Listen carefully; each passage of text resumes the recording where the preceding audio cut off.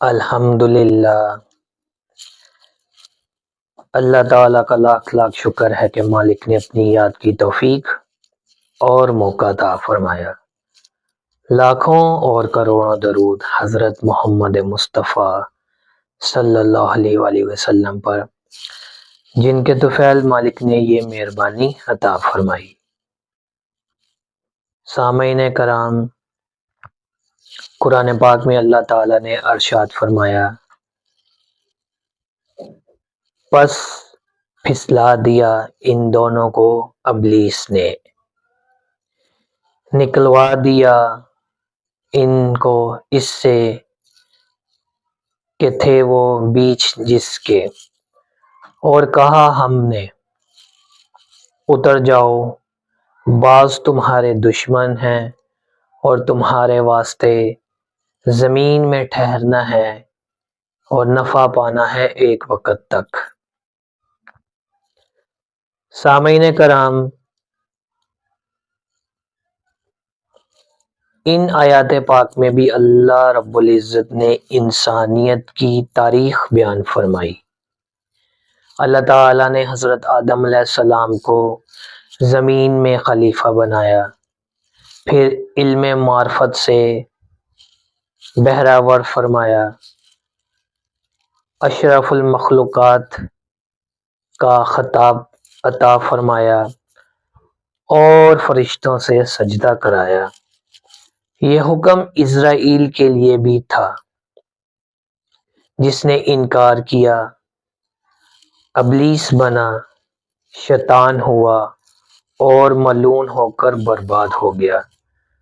ابلیس کو اپنے اس زوال پر بہت ہی غم تھا۔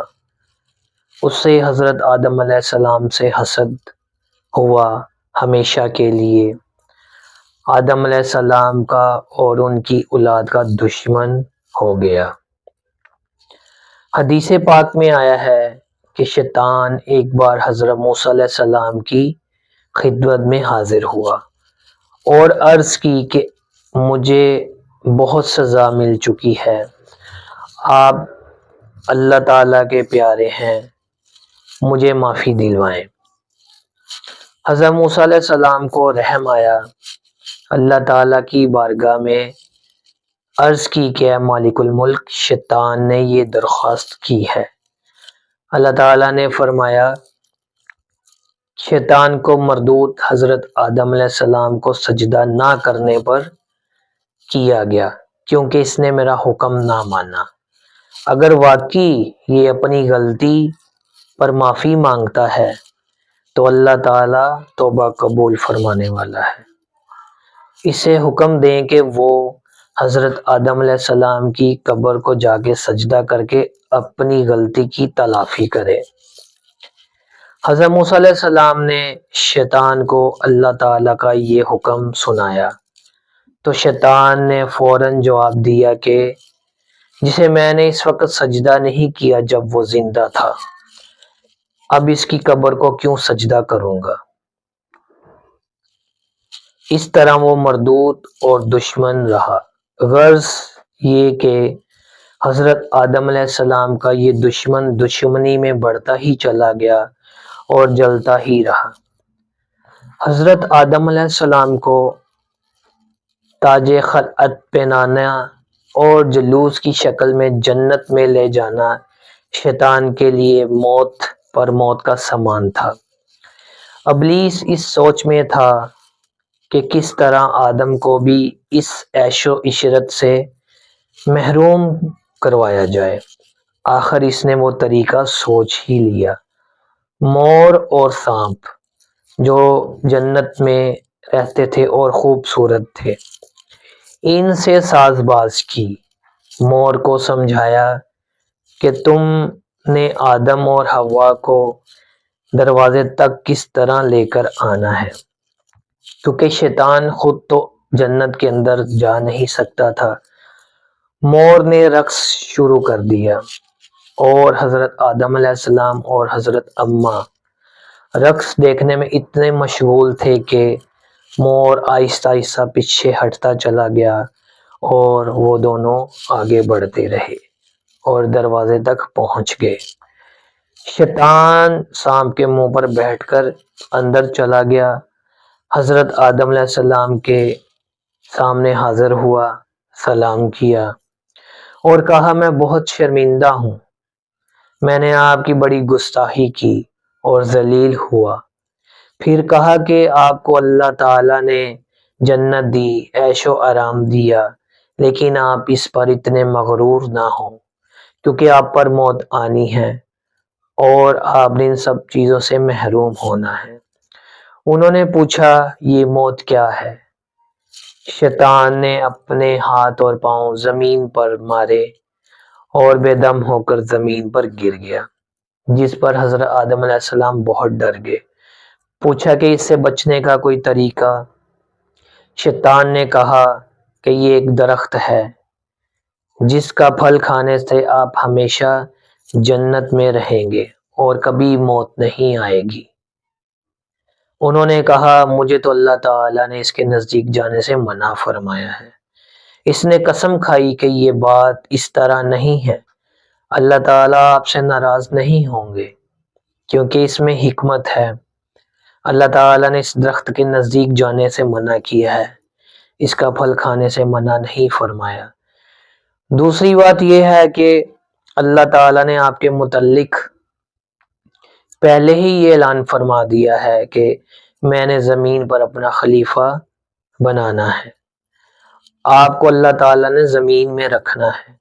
خلیفے کے لیے موت ضروری ہے تاکہ نسل بڑھتی چلی جائے، اور دوسرا یہ کہ خلیفہ دنیاوی ضرورت میں بھی مکلف ہو اور عبادتیں بھی کرے، جو بہت مشکل کام ہے۔